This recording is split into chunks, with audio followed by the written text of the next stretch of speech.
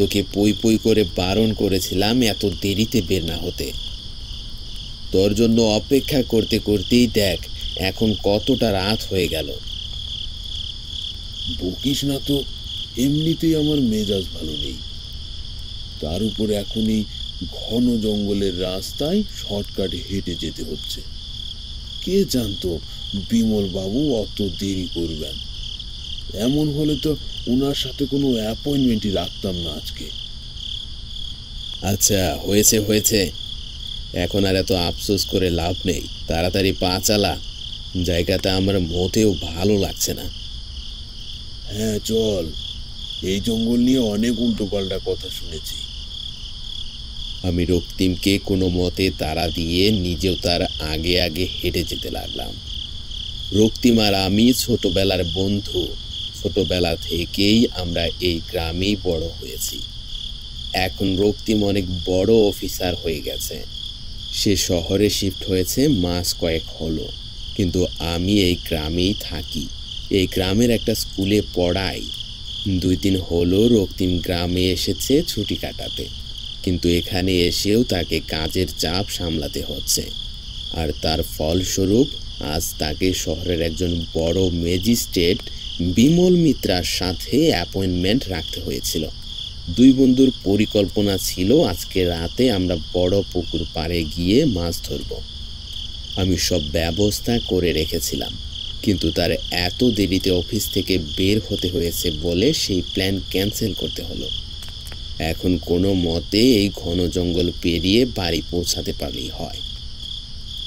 প্রায় বেশ কিছুটা পথ হাঁটতে হাঁটতে হঠাৎ আমার আর রক্তিম দুজনেরই কেমন গা ছমছম করতে শুরু করলো। রক্তিম হাঁটতে হাঁটতে জঙ্গলের মাঝামাঝি গিয়ে হঠাৎ থমকে দাঁড়ালো।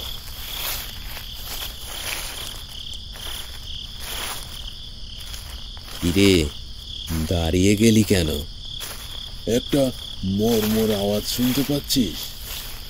রক্তিমের কথা শুনে আমি সেই আওয়াজ শোনার চেষ্টা করলাম। আসলেই কোথাও শুকনো পাতার মরমর আওয়াজ হচ্ছিল।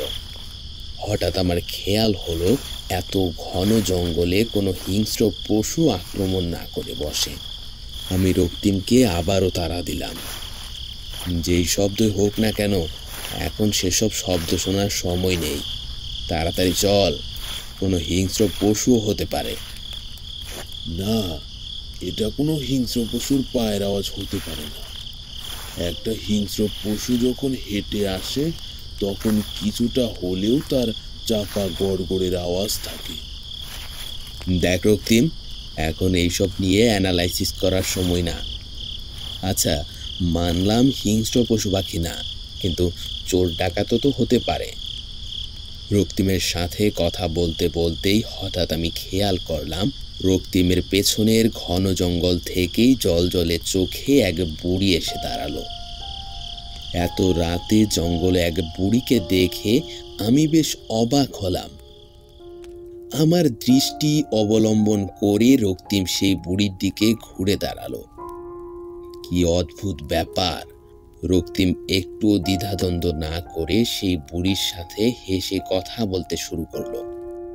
হ্যালো বন্ধুরা, আজ আমি 1xbet নামে একটি অ্যাপ সম্পর্কে বলতে চাই, যেটি সবচেয়ে বিশ্বস্ত বুকমেকার। পিএসজি এবং সেরিয়া এ এই অ্যাপের স্পন্সর। অন্য অ্যাপের তুলনায় এখানে জেতার সম্ভাবনা অনেক বেশি। 30 ডিসেম্বর বাংলাদেশ প্রিমিয়ার লিগ শুরু হবে এবং সমস্ত ক্রিকেট প্রেমীদের জন্য আপনাদের প্রিয় দলকে সমর্থন করার দুর্দান্ত সুযোগ। এই অ্যাপে আপনি সমস্ত ম্যাচের লাইভ ফলাফল এবং সেই ম্যাচটি লাইভ দেখতে পারবেন। আপনি স্কোরের ভবিষ্যৎবাণী করে বাজি ধরতে পারেন এবং BMW গাড়ি, আইফোন, ল্যাপটপ এবং আরও অনেক কিছুর মতো নগদ পুরস্কার জেতার সুযোগ রয়েছে। এখানে ক্র্যাশ গেম আছে, প্লেন যত উপরে যাবে তত বেশি টাকা পাবেন। এছাড়াও বিভিন্ন ধরনের গেম রয়েছে, আপনি যা খুশি তা বেছে নিতে পারেন এবং রেজিস্ট্রেশন করার সময় আমার প্রচার কোড 1DAK ব্যবহার করে প্রথমবারের মতো জমাতে পারেন 12,000 টাকা পর্যন্ত এবং ফ্রি স্পিন। আপনি সহজেই পেটিএম, ব্যাংক, নগদ, বিকাশ, রকেট এবং অন্যান্য সহজ পদ্ধতির মাধ্যমে আপনার জেতা টাকা তুলতে পারেন। আমি অনেকদিন ধরে এটি ব্যবহার করছি, আপনিও ব্যবহার করতে পারেন। তাহলে আর দেরি কিসের? পিন কমেন্টে লিংক দেওয়া আছে, লিংকে ক্লিক করে রেজিস্ট্রেশন করুন অথবা গুগলে 1xbet সার্চ করে রেজিস্ট্রেশন করুন এবং রেজিস্ট্রেশনের সময় আমার দেওয়া প্রোমো কোড 1DAK ব্যবহার করুন এবং বোনাস পান।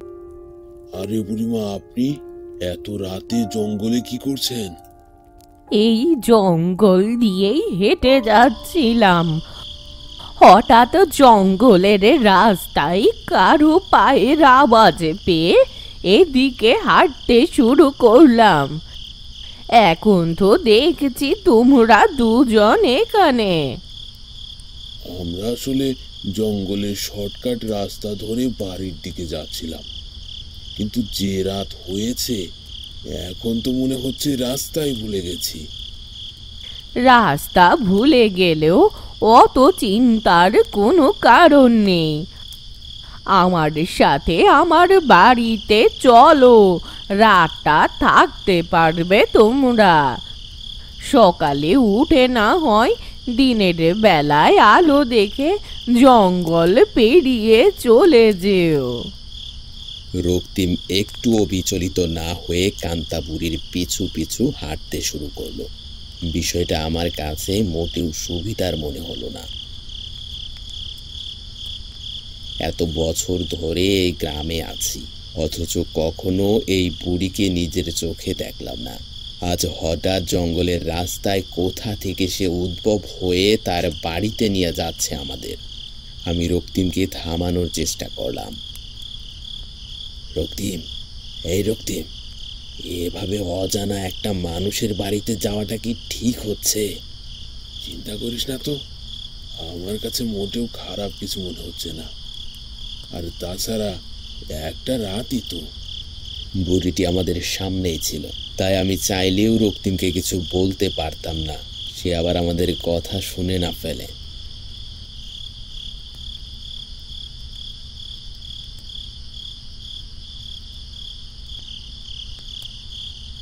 বুড়িটিকে অনুসরণ করতে করতে আমরা আরো গভীর জঙ্গলের ভেতর ঢুকে গেলাম। হঠাৎ মনে হলো জঙ্গলের আশেপাশের কুয়াশা ঘন থেকে আরো ঘন হলো। আমি আবারও রক্তিমের কাঁধে হাত রেখে তাকে দাঁড় করালাম। রক্তিম, এখন কিন্তু আসলে বিষয়টা অস্বাভাবিক লাগছে। আর দেখ, ওই বুড়ি কোথায় চলে গেছে, তাকে তো খুঁজেও পাওয়া যাচ্ছে না। আরে হ্যাঁ, তাই তো। এতক্ষণ তো মহিলাটি আমাদের সামনেই ছিল, রাতারাতি কোথায় হারিয়ে গেল? এখন তো আশেপাশের কোনো রাস্তাও বুঝতে পারছি না। কোথায় যাব, কোথা থেকে মেইন রোড খুঁজে পাবো, কিছুই তো মাথায় আসছে না। আমরা দুই বন্ধু ভয়ে শিউরে গেলাম। শিকারীর জালে আটকে পড়া হরিণের মতো অসহায় ও সতর্ক দৃষ্টিতে চারপাশে চোখ বোলাতে শুরু করলাম। কিন্তু রাস্তা খুঁজে পাওয়ার পরিবর্তে যেই জিনিস আমাদের চোখে পড়ল তা আমি কোনো দিন ভুলতে পারবো না। কুয়াশার চাদর ভেদ করে সেই বুড়ির অবয়ব দেখা যাচ্ছে, তবে একটা নয়, পুরো 10টা অবয়ব আমাদের চারপাশ থেকে ঘিরে রেখেছে। কালো ছায়াগুলোর মাথা, একজোড়া লাল জ্বলন্ত চোখ আমাদের কুড়ে কুড়ে খাচ্ছে। রক্তিম ভয়ে কাঁপতে কাঁপতে আমায় বলল, এ কি, এসব কি দেখছি? এসব কি হচ্ছে রে? আমরা ভেবে পাচ্ছিলাম না ছায়াগুলোর মধ্যে থেকে কোনটা আসল বুড়ি। তখনই রক্তিমের সামনে থাকা ছায়াটি বলে উঠল, আমার জঙ্গলে তোদের স্বাগতম। পুরো 10টা বছর আমি কোনো মানুষের রক্ত খাইনি। জঙ্গলের চারপাশ মন্ত্রপুত করে বেঁধে দেওয়া হয়েছিল। চাইলেও আমি এই জঙ্গল ছেড়ে লোকালয়ে যেতে পারবো না, কিন্তু আজ আমার অতৃপ্ত ক্ষুধা মিটবে, তাও দুটো টকবকে যুবকের রক্তকে। এসব কি হচ্ছে? কে তুমি? কি চাও? কেন আমাদের মারবে? আমি সেই কান্তা বুড়ি, যাকে তোদের বাপ দাদারা মেরে এই জঙ্গলে পুঁতে রেখেছিল। কান্তাবুড়ি নামটা শুনতেই আমার মাথায় খেলে গেল 10 বছর আগের এক স্মৃতি। বছর 10 আগে আমরা বাবা প্রতাপ মিত্র এবং রক্তিমের বাবা অভয় চৌধুরী গ্রামের বেশ কিছু লোক নিয়ে এই জঙ্গলে আক্রমণ করে। সেদিন রাতে এই গ্রামের সবাই কিছু একটা নিয়ে উল্লাস করছিল। তখন আমরা শুনতে পেরেছিলাম সবাই চিৎকার করে হেসে হেসে বলছিল, কান্তাবুড়ি মরেছে, গ্রামের শান্তি ফিরেছে। পরে মা কাকিমাদের কাছ থেকে শুনেছিলাম এই কান্তাবুড়ি কালো জাদু করে গ্রামের অনেক মানুষের জীবন নষ্ট করেছে।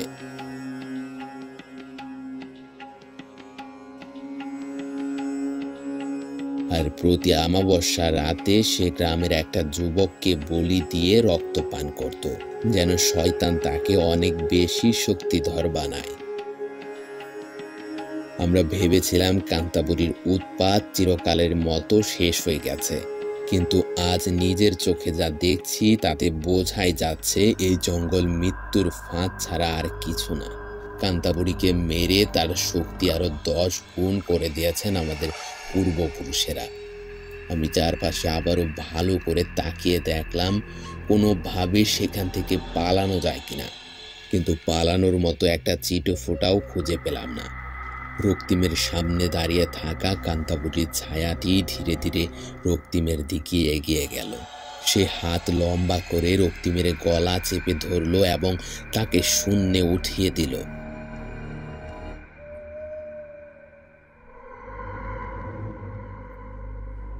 নিজের চোখের সামনে নিজের বন্ধুর এমন দুর্দশা আমি কি করে সহ্য করব? আমি প্রাণপণে চিৎকার করতে শুরু করলাম, কান্তাবুড়ি, কান্তাবুড়ি, ওকে ছেড়ে দাও। ওর বা আমার কারোরই তো কোনো দোষ নেই। যারা তোমার ক্ষতি করেছিল তারা তো অনেক আগেই মারা গেছে। কেন তুমি তাদের প্রতিশোধ তাদের পরবর্তী প্রজন্মের উপর নিতে চাচ্ছ? তাদের পাইনি বলেই তো তাদের রক্তের সম্পর্কের মানুষদের দিয়ে আমার পিপাসা মেটাবো। আগে তোর বন্ধুকে শেষ করি, তারপর তোর পালা। ভাবিস না এখান থেকে পালাতে পারবি, পালানোর কোনো পথ নেই। আমি নিজের চোখে দেখতে পেলাম রক্তিমের গলায় অদৃশ্য কাটা দাগ পড়তে শুরু করেছে। তার মানে কান্তাবুড়ি তার অদৃশ্য মায়া জাদু দিয়ে রক্তিমের গলা কেটে ফেলেছে। আমি আর কিছুই ভাবতে পারছিলাম না, সবকিছু ঘুরপাক খাচ্ছিল। আমার শরীর দুর্বল হয়ে আমি হঠাৎ মাটিতে পড়ে গেলাম। ঠিক তখনই আমার মনে হলো আমার হাতের নিচে ধাতব পদার্থের মতো কিছু একটা স্পর্শ করেছে। অন্ধকারে ঠিক বুঝতে না পারলেও হাতের স্পর্শে আমার মনে হলো এটা কোনো মন্ত্রপুত তাবিজ। আমি আর দ্বিতীয় কোনো চিন্তা না করে সেটা তুলে নিয়ে রক্তিমের সামনে থাকা কান্তাবুড়ির দিকে ছুঁড়ে দিতেই সেটি চিৎকার করে কোথায় যেন মিলিয়ে গেল এবং আশেপাশের সেই 9টা ছায়াও তার সাথে মিলিয়ে গেল। রক্তিম ধপাস করে মাটিতে পড়ে গেল। আমি দ্রুত তার মাথাটি আমার কোলে নিয়ে বললাম,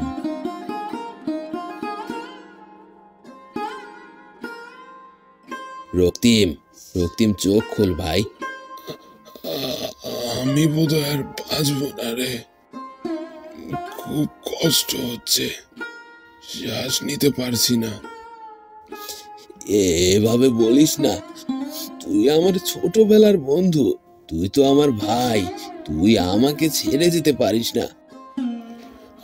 আমাকে নিয়ে আর ভাবিস না, তুই মাটিতে পড়ে থাকা ওই আধুলিটি তুলে নিয়ে সেটাতে আগুন লাগিয়ে দে।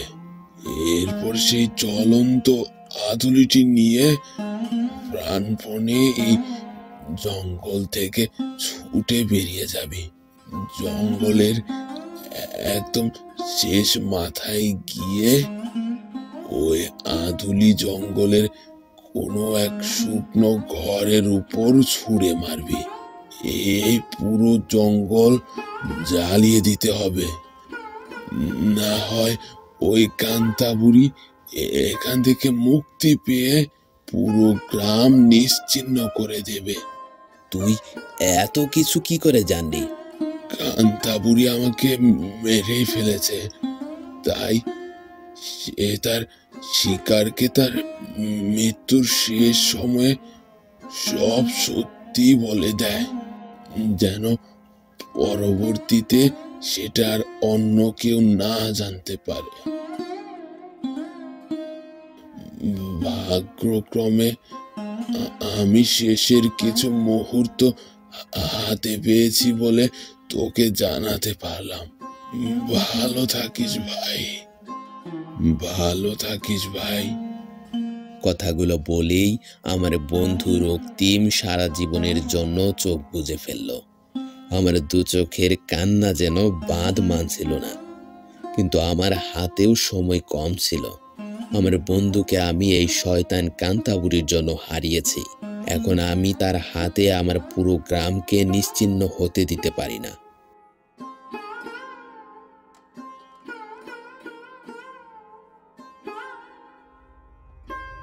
রক্তিমের নির্দেশনা মতো আমি সব কাজ করলাম। এরপর একদম জঙ্গলের শেষ মাথায় গিয়ে জঙ্গলের দিকে সেই জ্বলন্ত আধুলিটি ছুঁড়ে মারলাম।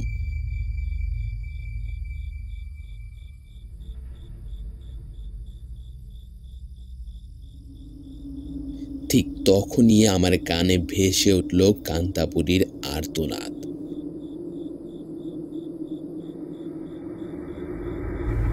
দেখতে দেখতে পুরো জঙ্গল পুড়ে ছারখার হয়ে গেল। কান্তাবুড়ির সাথে সাথে কান্তাবুড়ির এই জঙ্গল এবং আমার বন্ধু রক্তিমও নিশ্চিহ্ন হয়ে গেল। এক ভগ্ন হৃদয় নিয়ে আমি ফিরে গেলাম আমার বাড়িতে। মৃত্যুর আগ পর্যন্ত এই কুৎসিত রাত আমার স্মরণে থাকবে।